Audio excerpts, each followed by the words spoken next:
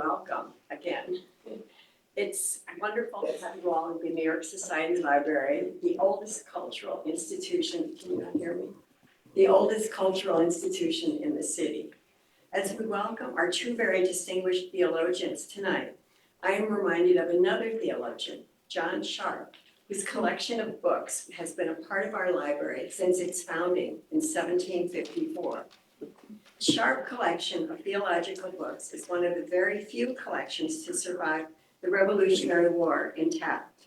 We still have 280 titles, some with personal markings by Sharp and others. The collection includes the famous witch hunting manual, Malleus Maleficarum, which I have brought with me tonight. I'm a little concerned.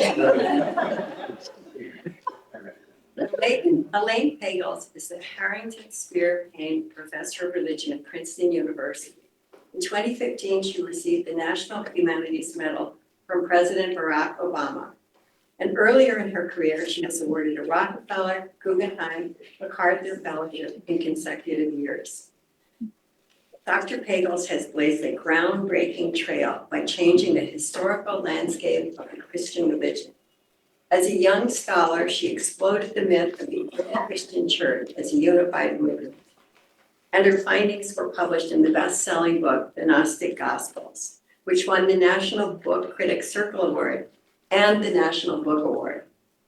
Her subsequent books include Why Religion, Revelations, Reading Judas, Beyond Belief, The Origin of Satan, and The Origin of Satan.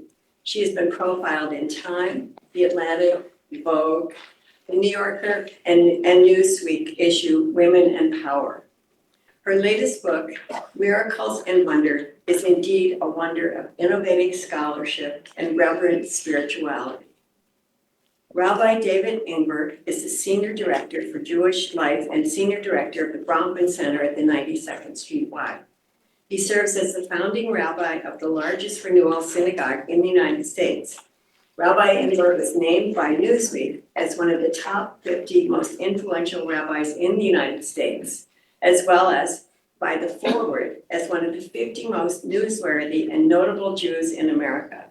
He serves on the faculty for the Litzner Heritage Program and the Shalom Hartman Institute of North America and Israel. And now let us welcome our speaker.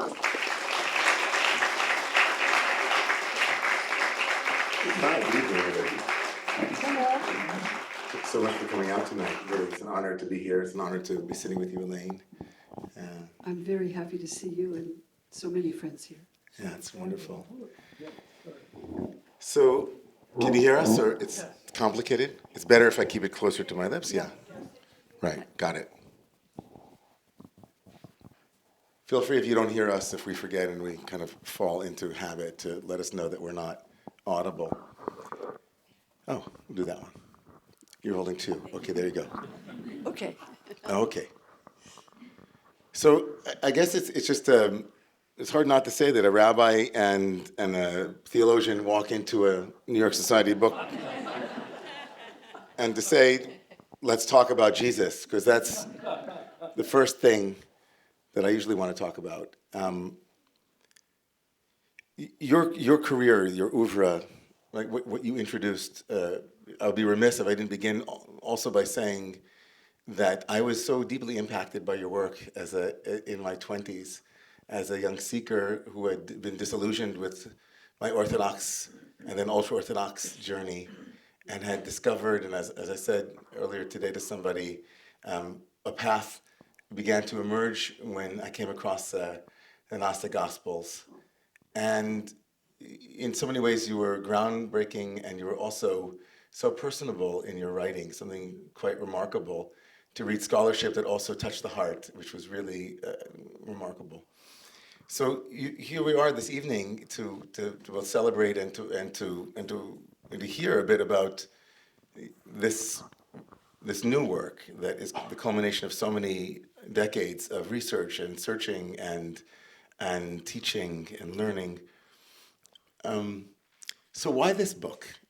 At this moment, miracles and wonder. Why did you feel compelled to write a book about the storytelling around Jesus as a miracle worker and the wonders and so on. And tell us a little bit about what went into your motivation for this work. Yes, well, as many of you know, like you, I was disillusioned with what I heard of religion when I was an adolescent. Briefly captivated by evangelical Christianity and then precipitated out of it by some of the narrowness I found. I was curious. So I want to say I'm not a theologian. I'm a historian. I'm trying to understand what happened as far as we can. There's so much we can't. And before, I was very excited in graduate school to discover these secret gospels. That really made me feel I was doing what I needed to do. It was a spiritual search and also, intellectual discovery at the same time. This book came after I've been teaching about the stories of Jesus, that is the New Testament and the secret gospels, and trying to understand as much as we can from Greek and Roman and Jewish sources from the first century of what life was like on the ground politically and militarily, socially, in the first century when this movement started. And I was trying to figure out, how did it start? I mean, it's a very odd story, the story of Jesus of Nazareth, in many ways.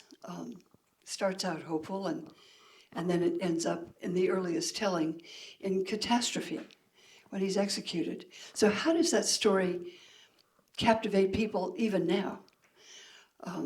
That's what I wanted to know. Sort of, what do we know historically? What we don't know, which is most of it. And the more important question, because many people ask those questions, is who cares? I mean, why does anybody bother with the stories of Jesus? Why have I spent my life teaching this while I'm doing research on other things? I still love teaching these stories. So I was trying to understand for myself how they engage people. And the answer is, innumerable ways, in so many different ways. But that's the question that started it. And is that question different than the question that was animating you when you wrote the Gnostic Gospels? Was it, what motivates you to understand any of it? Like, why is religion so interesting to you? Well, that's a great question. Because as I've said, I grew up being told it was obsolete and nobody needs it anymore. We have rationality, we have science. This is a bunch of Stories. silly old folktales. I was told we don't need it. And I was very surprised when I did encounter people who were powerfully transformed by it.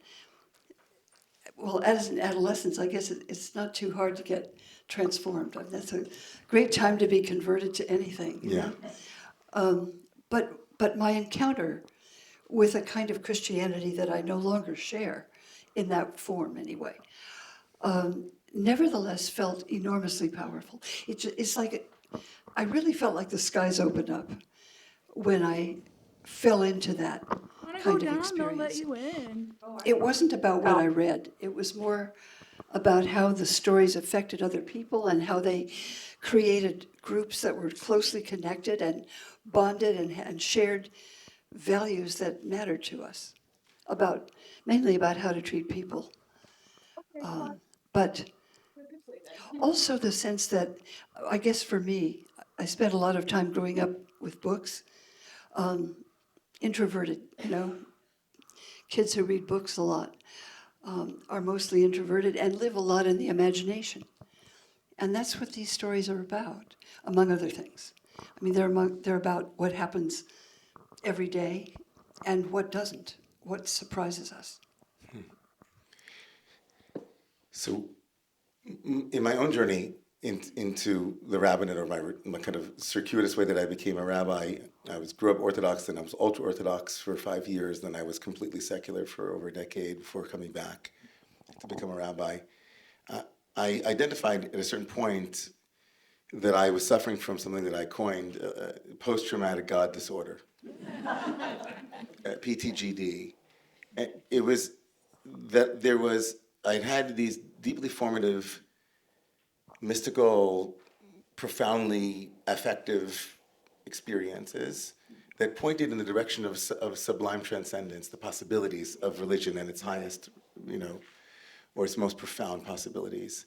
But it came with so much bathwater, so much baggage, patriarchy, and ideas and beliefs that I didn't ascribe to, or that I struggled with or found immoral. And it was that friction that led me to leave. But I was so imprinted by the positive experiences that what drew me back, at least this, in my own experience, my own narrative, what drew me back to Judaism and other traditions was a desire to be part of agentically separating the healthy and wholesome and powerful from that which wasn't, let's say. And so I almost felt that, these weren't your words, these are mine, but I'm just wondering as I listened to your motivation, like how are these stories meaningful for others? They were also meaningful to you in a profound way. And was academia or this path a path of agency for you, a way to claim or reclaim or appropriate something that belonged to you on some level that maybe others might say it didn't? I don't know. Well, what you say I identify with very much. Sort of being captivated by some sense of extraordinary reality beyond our understanding, and at the same time saying, but these are just things we can understand very simply. I went to graduate school because I didn't want to get brainwashed with somebody's particular version of Christianity. And I wanted to find out just what catalyzed a movement that still had that effect, that powerful effect, not only on me, but on so many others. And when I found the secret Gospels, that really excited me. What excited you? Well, you used the word mystical. It's a fuzzy word, but the secret Gospels are about experiential insights and not about doctrines or beliefs. It's not about what you believe about Jesus. It's about different qualities of experience that really appealed to me. So that got me totally involved. And of course, called heretical, which is okay with me too. It was called heretical, right? And so the response from, in more traditional circles, it was heretical.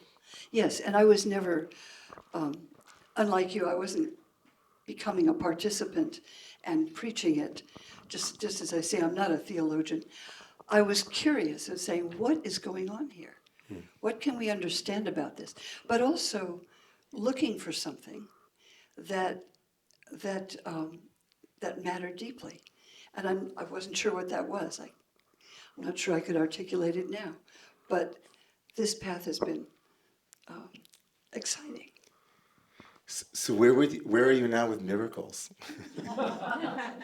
Well, when I was starting to look at the New Testament Gospels, I thought what was powerful about them was the teaching of Jesus, which it is.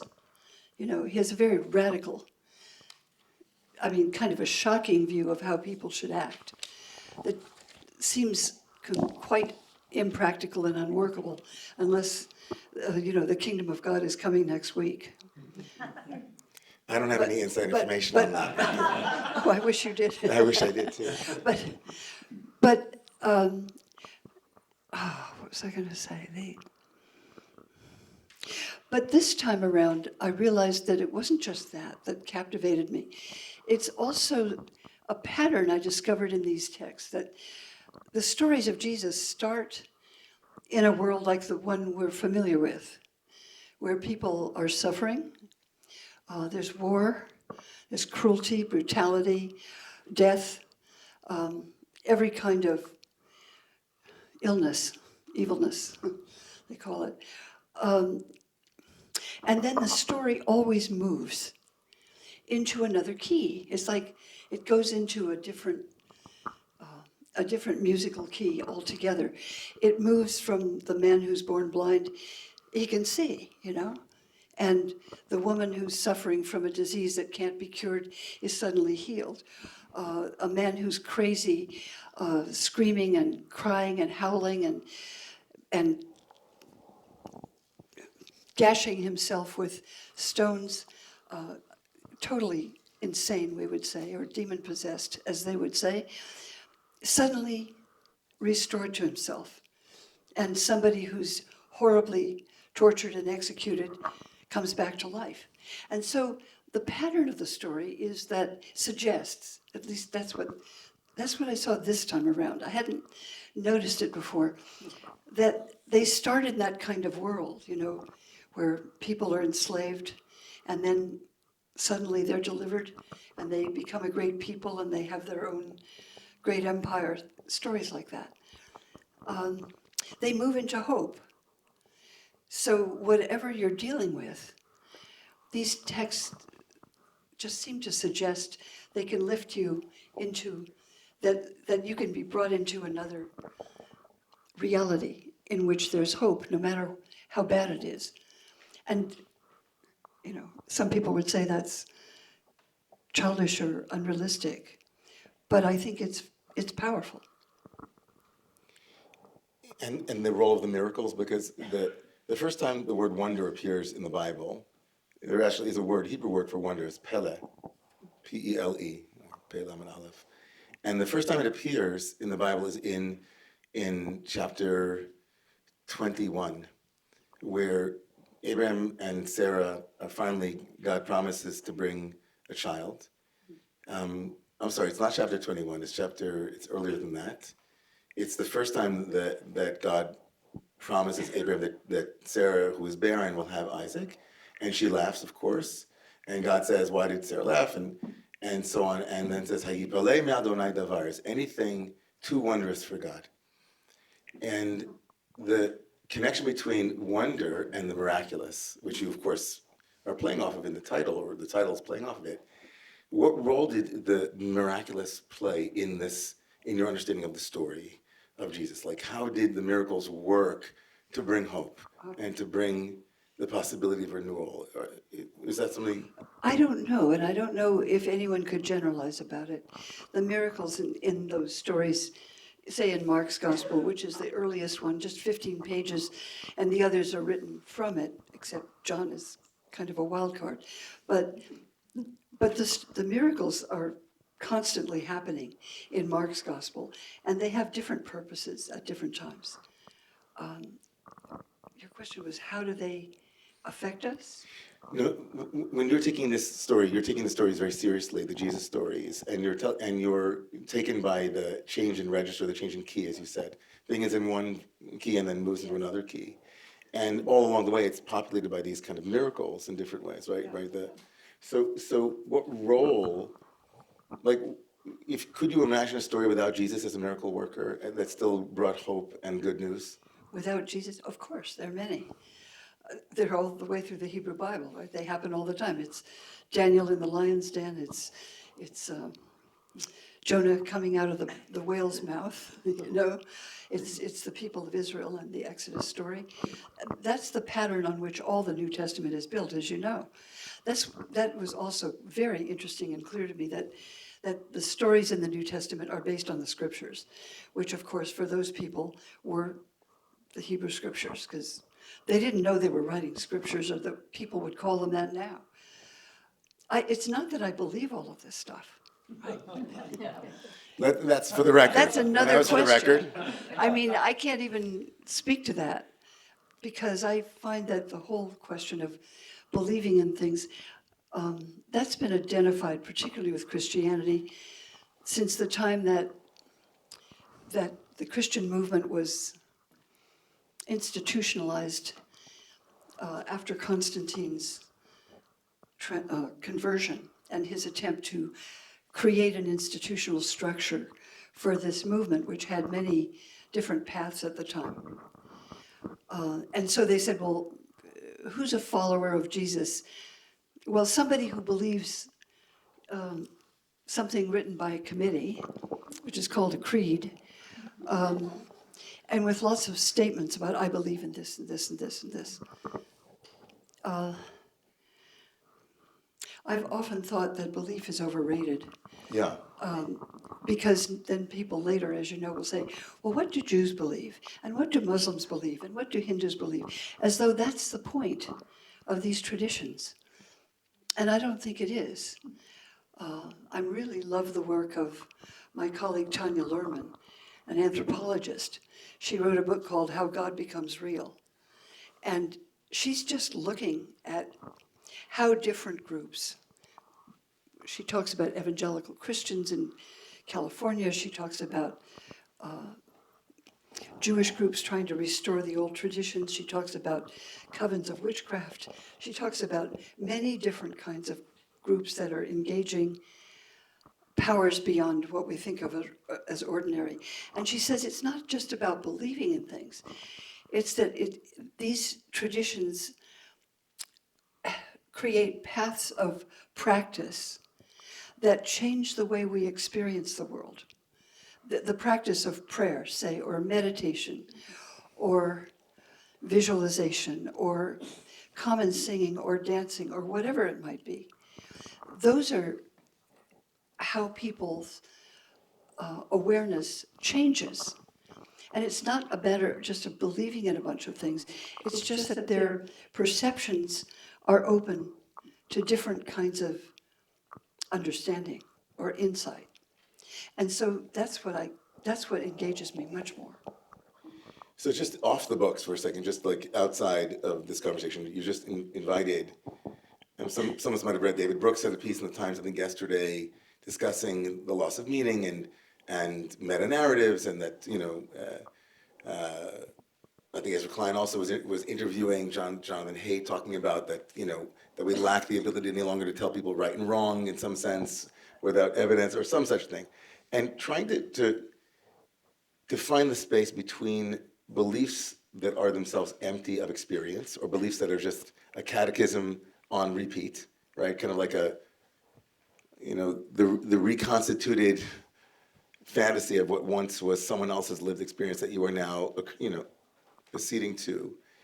And the other extreme where everything must be reduced to some evidence or some kind of hard evidence. And you've been trying to plot a course between those two extremes, right? Where a place where enchantment is possible, where paradigm means to perform something, to do an injunction, to actually, do this, see that. Kind of like there's a worldview that emerges from religious stories and so on, right? Yes, and I think we all know that when some terrible things happen, it's easy to lose hope, and some people do, and they just give up, and it's devastating, it's life-destroying, right? Can be, often. And so recognizing that catastrophic things happening need not be the end of hope or joy or a different transformation. I think that's realistic. I mean, one of the things I was thinking in recent years is that how do we get older and not despair? How does that work? And I don't like despair, but I've been there a few times, as probably many of us have. And these stories, these traditions, offer something to suggest ways of, keeping hope alive. Did you draw on those things? I mean, those of us who read your books and know a bit of your personal story, did you draw on those stories in times of your own personal despair and difficulties when things looked bleak for you? Not then. Not then. No, I mean, when things were at their worst, yeah. I couldn't make any sense out of any of that language. It just, the only image I used was, it was like people said, oh, your faith must be very helpful to you, when your child dies. And I don't know what you're talking about. So I felt like I was hearing words from the top of the ocean and I was way down at the bottom. And they didn't make any sense to me, those words. So it wasn't I wasn't helped by that then. It took a long time. But the surprise is, David, that the surprise is the resilience, is the possibility of coming back to a life and loving it again and loving the people that are in it. And, that's what I couldn't imagine. But it's sort of happened. And, that's what I'm talking about. So I heard about you. Um, I had read your books, and they had a major impact on my life. And then when I started this community, and I was blessed to meet students of yours who were very, very close friends and part of our community. They're here tonight, and you have other students that are here tonight. And then I heard about you, and people told me about you as a teacher and as a mentor, as an academic, as an inspiration. And then I had a blessing to have a meal with you, and then another meal, and here we are talking. And I have to say, you are a remarkable listener and a remarkable communicator. What's the secret to being a great teacher? I don't know. I think loving what you do, right? I mean, you know that. If you're excited by what you're learning, I think that's the only way. I mean, you can be interested in anything that I would otherwise not be interested. I mean, some kind of, bacteria in a swamp. If somebody can teach it right and Yeah. show you why it's a fascinating subject. Yeah. So teach us why we need miracles and wonder at this point, at this moment. You used the word despair. You used the word, I used the word bleak. You discovered a secret that changed your life about the hidden gospels, and throughout the oeuvre of your career, you've been trying to. I would say, I don't know if this is accurate. You'll let me know, but you've been trying to teach what you've discovered in the hopes that someone else, having seen what you've discovered, might discover something as well in being exposed to it. Did you know? Like, did you know? And what do we need to know? I think something that I read. You said, I hope that this book will invite people into deepening their own wonder and their own sense of the miraculous in their own lives. Is that your hope from this book, and which is the culmination of so many decades of your research and so on? Like, that we're going to walk away from reading it saying, like, even though things look dark and despairing sometimes, I won't speak for everyone here, but sometimes you wake up thinking, what's next? What could possibly be next? And just to remember the possibility that there's hope, that there's wonder. Is that what you're? Yes, I think so. And I think I wrote at the very end because I didn't know what I would say. I didn't know where I was going with the book. The point of the book like this is it's an exploration. It's a way of trying to find out what you think or how you feel. And I was thinking about the end, how the stories about Jesus suggest that, and I think he was alluding to Genesis 1:26 and 27, about the value of human beings, of all human beings, and at least that's what's conveyed in the New Testament, that there is, that human life particularly, maybe all life, animal life too, is precious. And that's not obvious in the world that we live in. A lot of people don't act that way, and they destroy it promiscuously. But I think it's something that, on some level, many people recognize is true. And so that's one of the values that these stories have for me. I'm tempted to teach you something in Jewish mysticism right now, which would be a little tangent. But do that, please. Okay. Twist my arm. Yes. The word in Hebrew that I said earlier is the word for wonder. Pele is made up of three Hebrew letters. Pe, Lamed, Aleph. Pele. You can hear it, right? Pele. The word, if read in the other direction, not from the first letter to the last, but from the last letter to the first, would spell the first letter of the Hebrew alphabet, Aleph, like alphabet, Aleph. And so the Jewish mystics say that that behind all wonder is a glimpse into the Aleph, into the one being. And that you can see a kind of shape of an Aleph on people's faces. People have argued that Emmanuel Levinas's work on ethics, and especially grounding it in the nudity, what he called the basic nudity of the human face, that it's vulnerable and it demands attention, is rooted in this mystical notion that the face itself has the shape of the letter Aleph. I'm not going to go into it. If I had an Aleph, I would show you.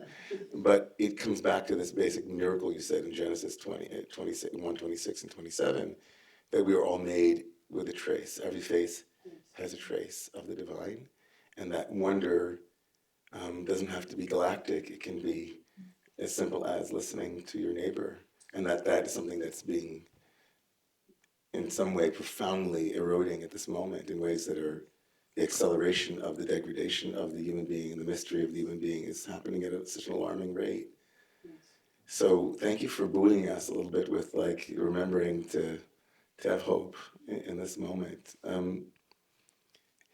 I think I'd like to ask you a couple more questions. I'm sure there are people here who also would love to be in dialogue with you, and I don't want to be too selfish and having a chance to talk to you directly, but I think that I did want to ask you how religion might rehabilitate its public relations image. Because I think that, being in the business of a religion person,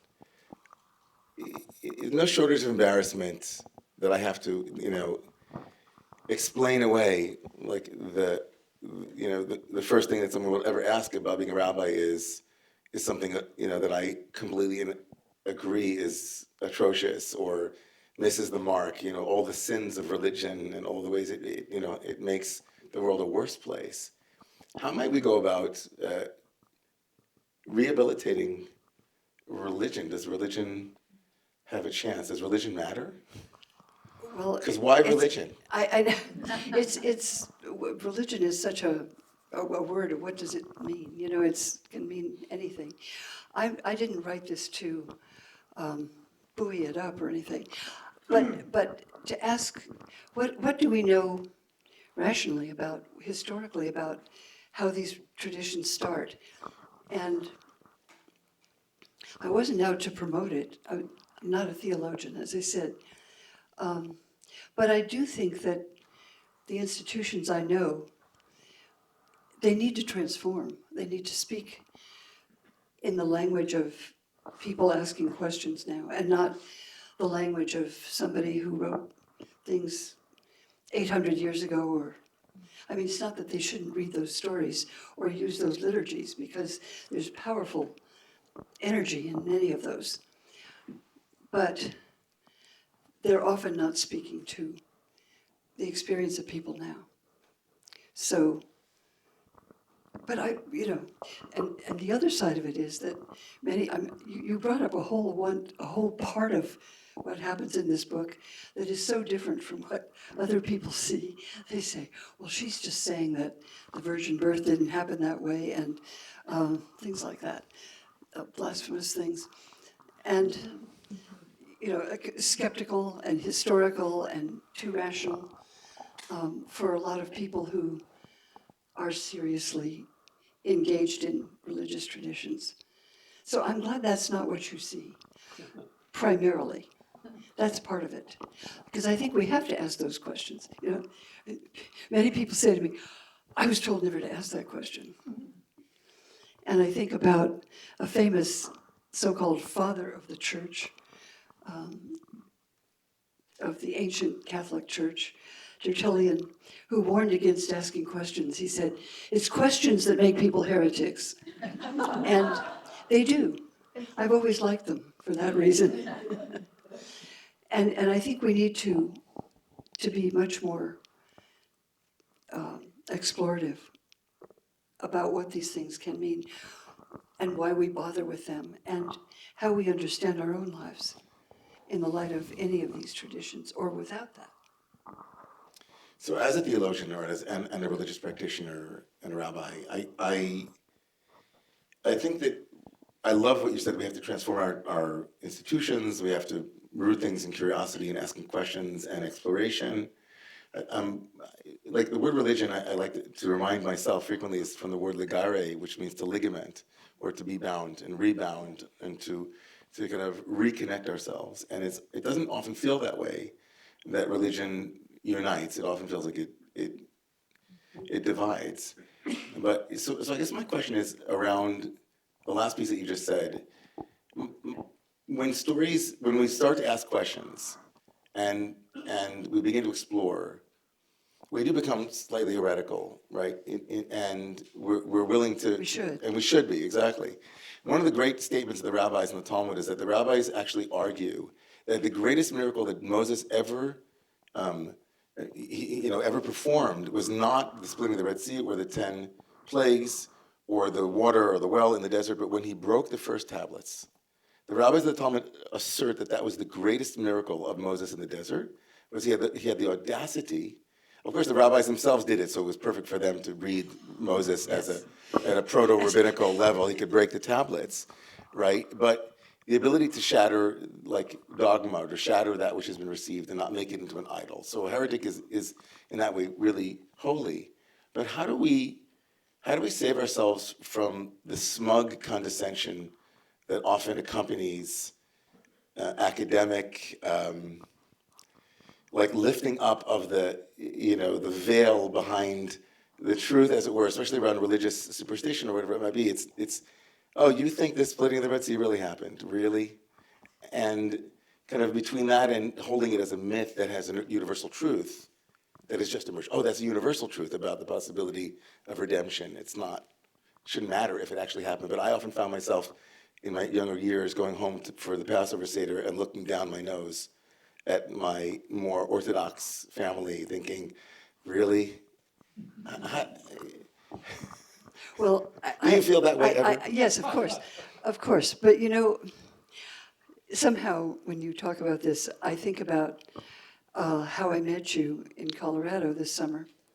And it was after you'd been teaching for 2 days, I guess.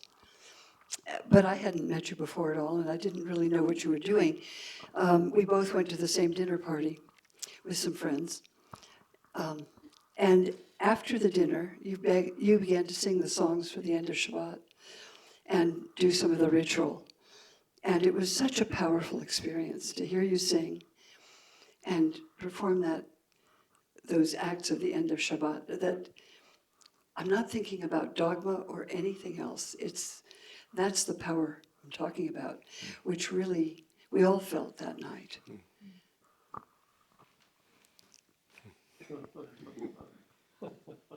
Okay. So maybe we should. Yeah, it would be nice to. You've been eavesdropping on a conversation with me and Elaine, and it would be lovely if people have questions to raise their hand and we can. Or comments. Comments, yeah.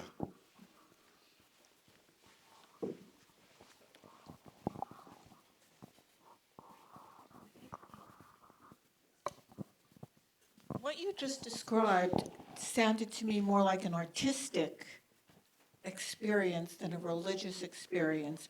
I came to Barnard after my Catholic school upbringing as a recently converted atheist. I have changed my mind, but I loved your course.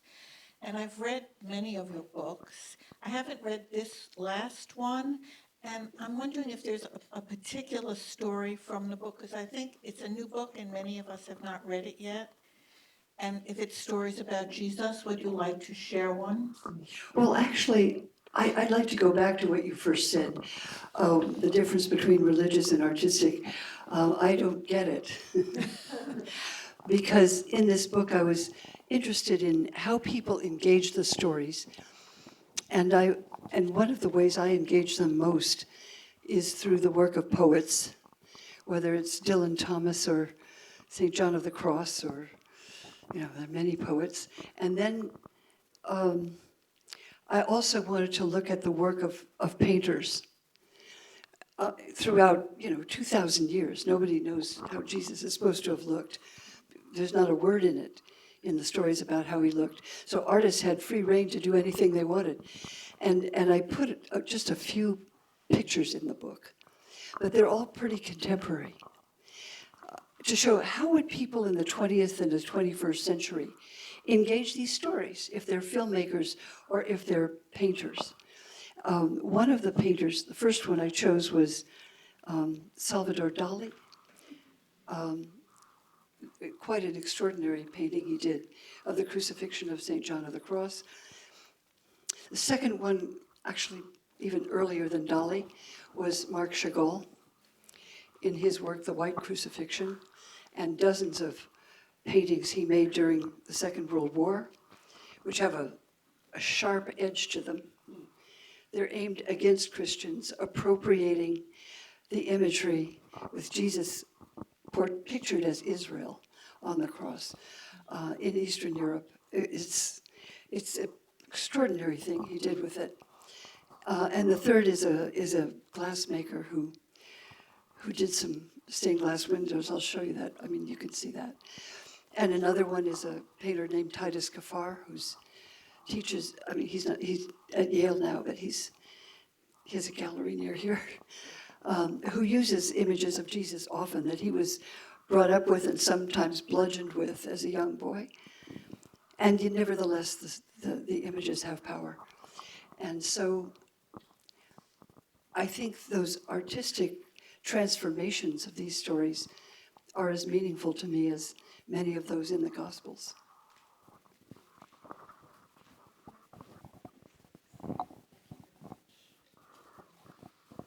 Hi. I find I have a certain resistance to the idea of the miracle and the kind of fundamentalist undertone that especially the miracles associated with the story of Jesus Christ and in the New Testament. But when you say something about your life, about despair, and where you are now, my response is, well, that's a miracle. That is miraculous. So I wonder if you could say something about the resistance. I don't know if others feel it. And the kind of the laced with fundamentalism that we sometimes associate with the miracles of the New Testament versus the way that even someone like myself who feels that resistance sees miraculous. Yes, I think that's an important question. I don't think there's one way of thinking about miracles, and certainly not in Mark's gospel itself. I mean, I believe that sometimes there are astonishing healings that take place, and we don't know how they happen. We call them remissions. To say it's a miracle is an interpretation. I remember a friend of mine was hit by a car and thrown 20 feet. It was a fast-speeding car, and she was almost unhurt altogether. And I thought, she said, it's a miracle. And I said, somebody else would say, I was lucky. That was really close. So just to call it a miracle is an interpretation. And so I think those things that are written sometimes can happen the way they're written, but often they have other meanings too. Often they're metaphors for things that happen. Often they have secret meaning that only people who knew the Hebrew Bible would understand what the miracle supposedly meant, because it's just a weird story. If you want to find a weird story, look at Mark chapter 5, where Jesus sends thousands of pigs drowned in the ocean by sending demons into them. I mean, what happened? So, you know, I think that our skepticism is well-founded, because in the beginning of the 20th century, a group of ministers got together and they said, well, there's so many of us as Baptist Presbyterians, most of them were Protestants, and they said, we all have different views, so we should come together and agree on some things. So they came together and they said, well, we'll agree on what are the fundamentals. And they decided the fundamentals are you have to believe every word in the Bible just as it's written. So we call them fundamentalists. And many people do believe that.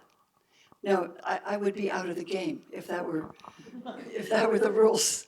I don't play by those rules. And you're in good company. I would just say that that's obviously in the Jewish tradition, the inerrancy of the Bible is actually one pivot, but it's one fundamental. But there's also the interpretive mode, which is equally divine in rabbinic sources. And I also wanted to add as a gloss that in Judaism, as it developed over the last 2,000 years, supernaturalism was supplanted by naturalism, that miracles that were beyond nature were actually seen as in the hierarchy of value, as less pronounced, remarkably, than miracles that were called hidden miracles, like everyday miracles. And it's interesting how they did that theologically, but just not everyone thinks that you have to split the Red Sea to see a miracle. When you were talking about the practice, the ritual, it sounded to me an awful lot like cognitive behavioral therapy.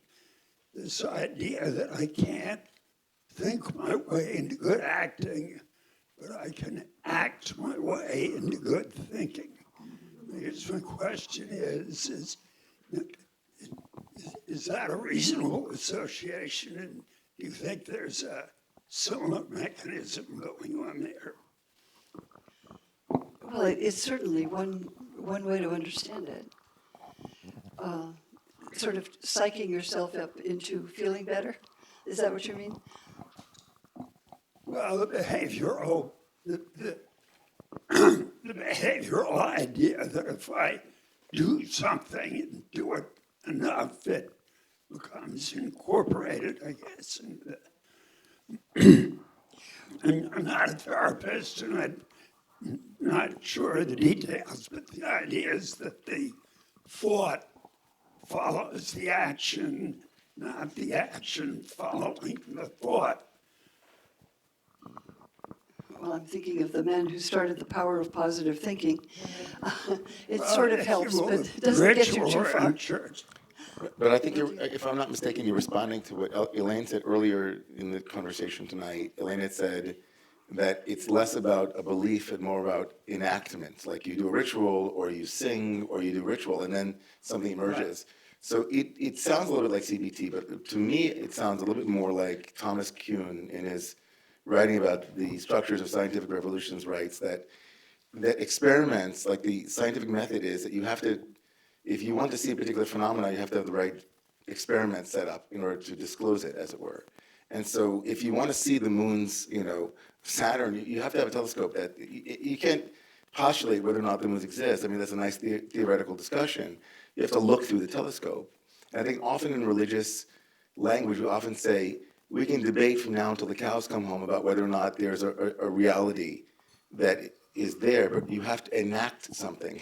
Once you enact it and you live it, the reality co-arises, as it were, with that enactment, right? It's kind of like a worldview is something to debate, but it has to be experienced. And the only way you can experience that is do this and see that. And that's kind of, I think, what you were alluding to.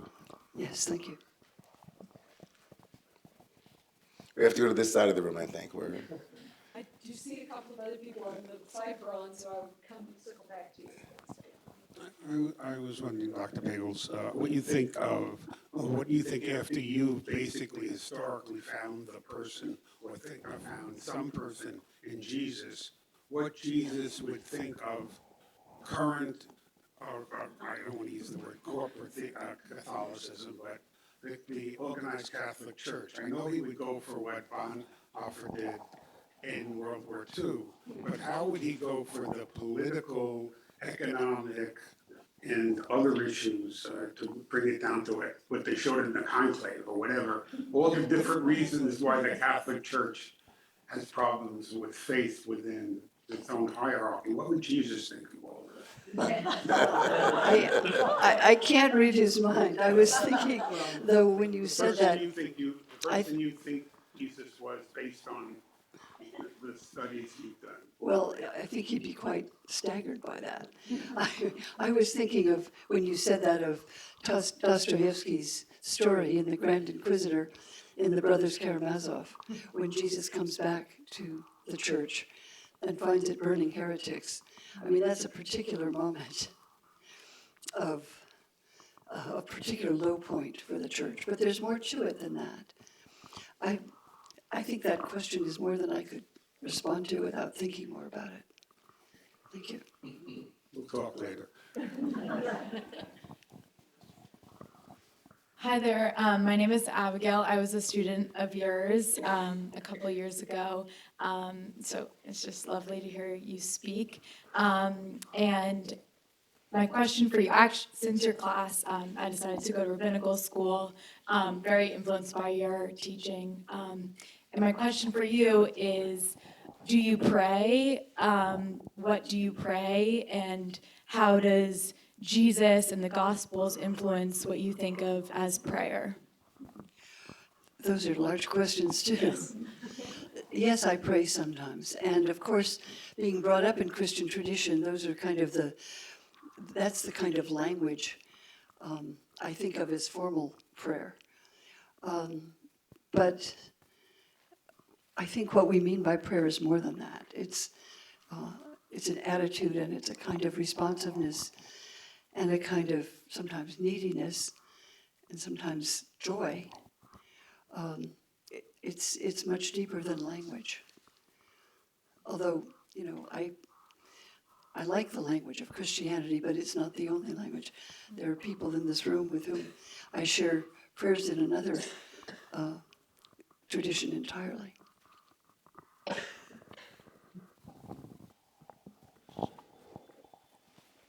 Elaine, you're making rabbis. I just wanted that. I just wanted you to know that. This is actually a question for both of you. Religion obviously is at an inflection point in this country, I think, and generationally as well. And it seems like it's not going anywhere, but how we engage with it is changing, and that the gulf is just getting bigger of people who are very committed to it or people who are not. And I'm curious if you think that religion and faith can exist in a middle ground.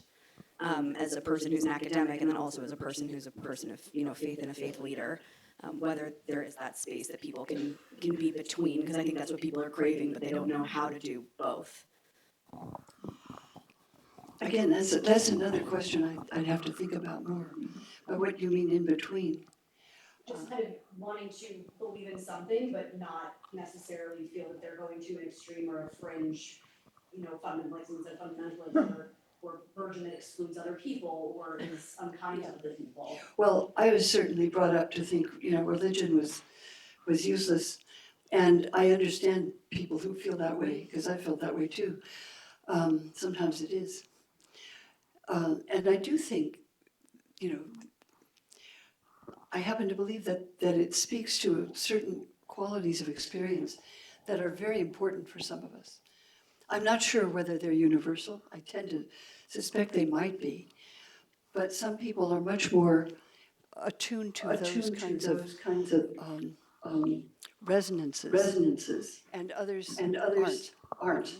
It's just not the language they hear. Some people love music and some people don't care about it much. The same thing is true of painting or other such art. But I would just add, if I can, I do think that there is, if you're a person who's a critical thinker, and someone who's studied in any university or in any rigorous way, there is stigma to religious belief and to religious practice. That is, especially if you, in certain circles that you walk in, it can be deemed regressive, and you wind up being, again, tarred with the same feather. You're kind of like you're one perception of religious belief, and to be someone who's a nuanced religious thinker or a critical nuanced thinker, or someone who, in Paul Ricoeur's phrase, has a second naivete. Like, they woke up, Santa Claus is not coming down the chimney, but like, man, there are stories here that animate our lives, and it can feel like you're not. It can feel almost embarrassing. It's almost like coming out. Like, you want to come out as somebody who's a believer. I know that people who have gone to Israel or intensive immersive experiences who feel ashamed of their new identity. I had that experience. I grew up only a couple of blocks from here, going to Ramaz, kind of an Upper East Side Jewish day school. And even though it was a Jewish day school and we learned religion, when I became ultra-Orthodox for 5 years, I was embarrassed to come back because I thought I looked like I was from the shtetl. I was from some small Ukrainian village and would be perceived as a fool or naive or easily duped, that kind of thing. And I think that like there is a lack of a more nuanced position, and often, especially in progressive circles, we've lost the ability to speak in the language of faith in a way that is both morally clear, ethically clear, and rigorous, and doesn't smack of the superstition and the dogma. And so I think I hear your question, and I appreciate it in that way too, because it can be difficult in a time to embrace faith in that way. So, One more, two more, yeah, a couple more questions. and then we'll, yeah. See someone. It's over here. Oh, did you just? Yeah. I'd like to hear your opinion of William James's variety of religious experience, because he seemed to divide people into two basic categories: hopeful people and skeptical people. And he said he admired people who had the certainty, but he said, I'm not one of them. I love that book. And, you know, he put himself into it. He describes a situation when he became very depressed. And he said he didn't know how people could go on living. And the only way he came out of it was by, he said, he's clinging to phrases like, the Lord is my refuge. He said he didn't believe them. He just grabbed onto them and held there. And he didn't become overtly religious, but he became very aware that the varieties of religious experience are transformative. And that's what I agree with him. I'm not advocating religion.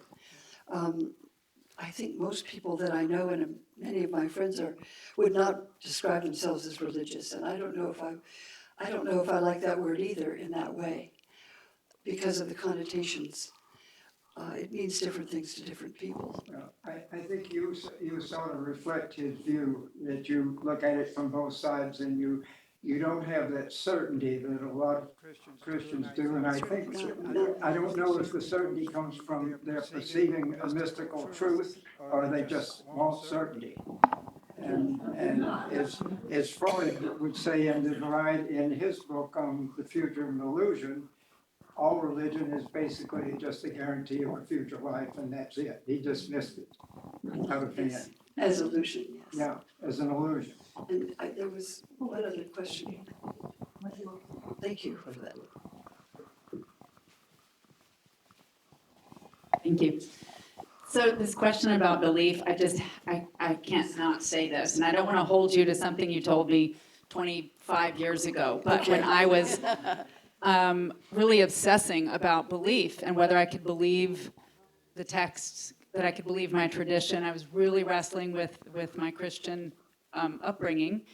And you said to me, the creed was making me crazy. And you said to me, you know, we could retranslate credo to, instead of I believe, it can be I give my heart to. And you said, I could give my heart to the poetry of my ancestors. And I just want you to know that changed everything for me until I couldn't so much, and then I became Jewish. and now I have to translate another word for you. You already have. You did. It's amazing to have two formative people in my life like there. So, and I think Jesus would have gone to Rome, by the way. Yes, definitely. He wasn't a Christian. Many people forget that. Yeah. I was going to say the same thing, which is if we were looking for Jesus, we'd probably find him with David. Yeah. I'm so curious when you look at your oeuvre, I don't know how to pronounce the word exactly, but when you look at your work, what are you hoping the impact of it is? What are you hoping it creates in the world? Well, Peter, I feel that what the impact I'd like to open, and open for myself, that's how it started, is to say whatever you were brought up with is perhaps one kind of experience, positive or negative, but there's so much more to this. You know, that even one tradition, and I was writing about Christianity in particular, has an enormous range.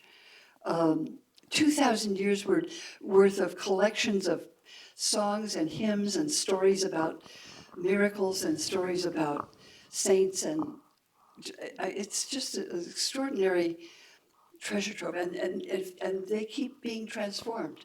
So I want to say, whatever it is, there's so much more you can explore.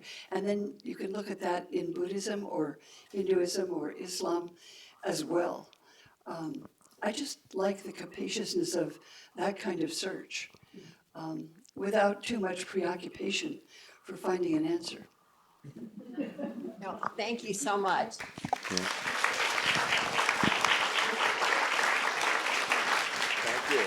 Thank you, everybody.